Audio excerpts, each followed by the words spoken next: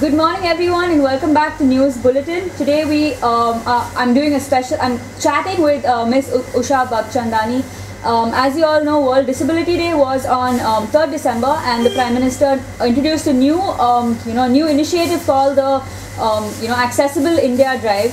So, in light of that, we had a lot of questions, at News about, disability and World Disabled Day, and what really the Prime Minister intends to do for the people, of India who are, disabled. So, in light of this, we thought we'd talk to Ms. Usha Bhagchandani, who has a really inspiring story to tell all of us, and most of us back in News were really inspired by, what she's achieved and accomplished. And instead of me actually, introducing to her, I'm going to ask her, to briefly tell us about herself, so you can hear from her itself about herself. So I'm going to introduce you to Ms. Usha Bhagchandani. Hi. Hi. Thank you so much for speaking to us. Thank you so much. I'd just like to first ask you, can you just briefly tell our viewers about yourself, please? Sure, I will. I am Usha Bhagchandani. I met with a road accident in 2006. Since then, I am wheelchair bound and my body below abdominal is paralyzed due to spinal injury. I was traveling in the car on Hardwar highway, and there the driver felt asleep, lost control of the vehicles and rammed into a stationary truck.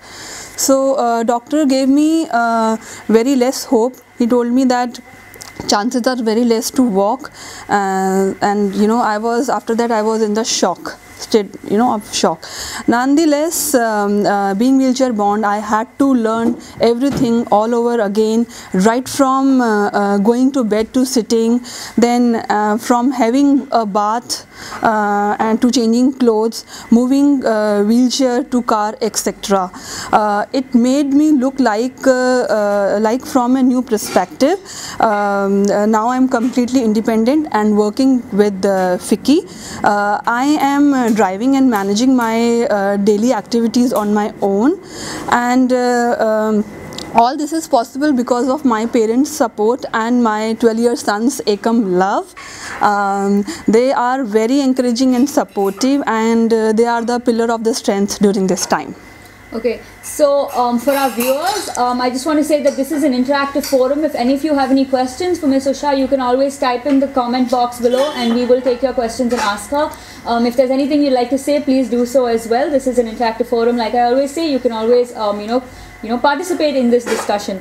So there are a lot of things you told me just now, but first I just want to stress on one thing. When I introduced you, I think I said the word disabled at least 4 to 5 times. So, disabled, disability, it's words that, people, the public uses really often. So what do you feel about this word? Does it make you uneasy, or how do you feel about being if you're called a disabled person, or the word disability, how does it make you feel? Leela, yeah, initially I used to, but now it does not. People sometimes feel that I am disabled, which I am not. I enjoy my life, go to the malls, attend weddings, go for malls for shopping, watching movies, attend my son's parents' meeting, functions, driving my own, and have a career too. So now I want to set an examples for others, and I strongly believe that disability is, life is not over. Disability is only a mind offset. That's it. Right. So I'm not at all disabled. Okay. So there are a lot of things you said, but I'm going to go back to them one by one. So I'm first going to start with, you said you were in an accident and you told me, a lot of things that you had to overcome. Mentally, how did you overcome this phase, this accident, and, how did you mentally overcome this situation? Yeah, it was pretty depressing in the beginning. I was totally dependent on others for my daily activities, but with my positive attitude, strong willpower and guidance of my doctors and physiotherapists launched to me independent. All those things which seems to be difficult on those times are easy now. The biggest challenge was when I decided to drive. There was no information available on internet and with the government agencies too.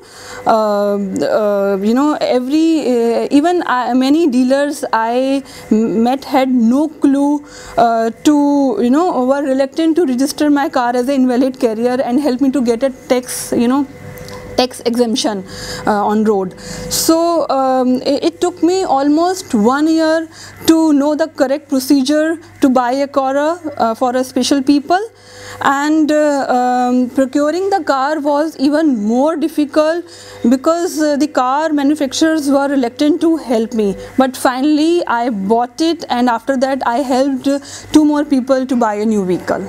Okay, so what car do you have right now? I have Maruti Celerio. Maruti Celerio, okay. Yeah. And do they have a Maruti car as well, the 2 people you helped? Yeah, Yeah? one bought, the lady, one, she has already car, she, you know, put the kit and I helped for the process and all that, and the second one she bought the new car. Okay. The same Celerio only. Okay, so you drive to work and you drive. Yeah, I drive independently, and I feel that now I'm a free bird. I can go anywhere. You know, dependence is very less. So right. I'm touched wood. I'm, by God grace, I'm doing it. Okay, that's great. Yeah. So now Prime Minister Narendra Modi has, you know, he's started this Drive Accessible India Sugamya Bharat Abhiyan. So right now, according to the 2001 census, there are 2.68 crore people who are disabled in the country. That's 2.21% of the population. That's not a small number. So, I mean, what are your thoughts on this new drive? You know, he's introduced a lot in the last year, from Swachh Abhiyan to Digital India to a lot, but you know, when you heard about this, what did you think? What are your thoughts on this new initiative by him? It's a very good initiative by Prime Minister Modi ji. Earlier there have been many programs from government, but nothing of this level has been executed. So I can understand all this take some time, but once it is achieved, it will be a different world for people like me, and I'm very thankful for Prime Minister for taking this step. Right. Okay, so do you see any changes already? I mean, I do, of course it was just introduced, but do you see any changes already? Right now much, because it's very initial stage, right. It's very new, but it will take some time, and I really hope for the best to come. Right, okay. So you said you worked at FICCI, right? A business Association of Business Chambers, business organizations in India. So going back and working and being in an organization again, what were some of the, you know, challenges you faced? You know, you said that it's really great that you're independent, and it's really inspiring that you've gone back to work. So, but what are the, you know, everyday challenges that you faced going back to that, you know, work to work? See, I will be always very happy to FICCI. Since day one, each and every staff member is very helpful and supportive. The infrastructure of FICCI is completely accessible. Some minor changes which I wanted were taken care on my request. And the biggest challenge, you know, the biggest challenge was parking when I started driving, which was thankfully allotted to me by admin. And I must say that FICCI is a great place to work, and I personally feel I am very lucky to work in a healthy environment, and I have never felt discriminated and sympathized. Okay, that's great. I hear that you visited your brother in Australia. So of course, I mean, Australia and India are two different scenarios, right? 2 different environments to live in. So my question is, what did you face in Australia in terms of, you know, infrastructure and you know, accessibility in terms in Australia as opposed to India? And I mean, of course, Australia is a more developed nation, but also can you share some anecdotes which will like help our viewers understand what you know, what the differences are in infrastructure between Australia and India? Sure. I had been to Melbourne many times. My brother stays there. Each and every corner is there is wheelchair accessible. The public transport, malls, restaurants, beaches, tourist spots are well planned for people like us. The greatest past is that the special people or the disabled people there get a huge discount on maxi cabs, and for wheelchair users for wheelchair is not need to dismantle while traveling, which is a great luxury. So in Australia, there are many more things, but this is a few things which I noticed and I want to share with you. Okay. Like for India-wise, a lot of work needs to be done in India regarding wheelchair accessibility to public places. Public transport for disabled needs to be taken care, because everyone cannot afford private cabs and taxis.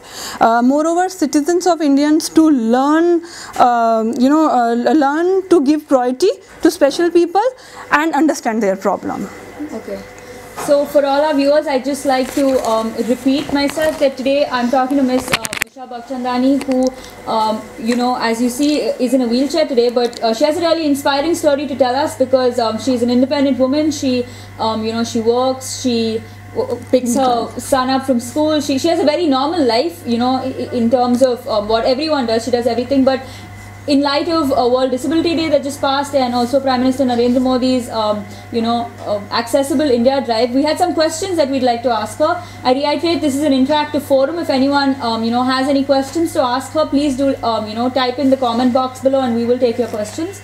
So, if you would like to suggest some measures for the government, what to improve Indian cities basically through his drive, what are some things that you see that he should really focus on? I mean, the government should really focus on further. 3-4 things needs to be done to take care of. Like one is better public toilets, improve public transport, to increase medical facilities like rehab centers covered with insurance, to increase wheelchair accessibility in public places, and more employment opportunities for special people, and the most important is things to create an awareness and educate people.